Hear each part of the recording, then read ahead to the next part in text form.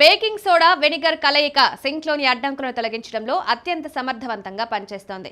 మొదట సింక్ డ్రైన్లో అరకప్పు baking soda పోసి ఆపై అరకప్పు వెనిగర్ జోడించండి.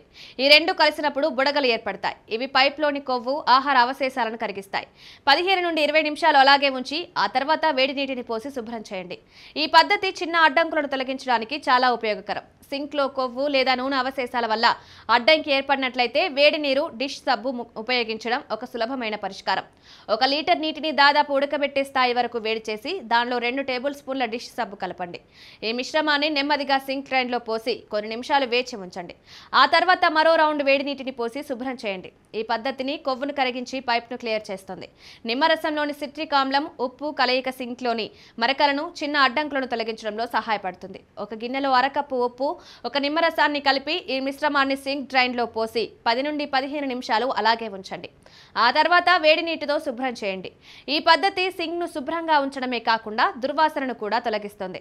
హైడ్రోజన్ పెరాక్సైడ్ సింక్లోని బ్యాక్టీరియా, అడ్డంకులను తొలగించడంలో సమర్థవంతంగా పనిచేస్తుంది.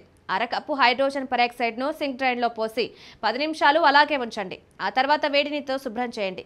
ఈ పద్ధతి సింక్ను శుభ్రంగా, దుర్వాసన రహితంగా ఉంచడంలో సహాయపడుతుంది.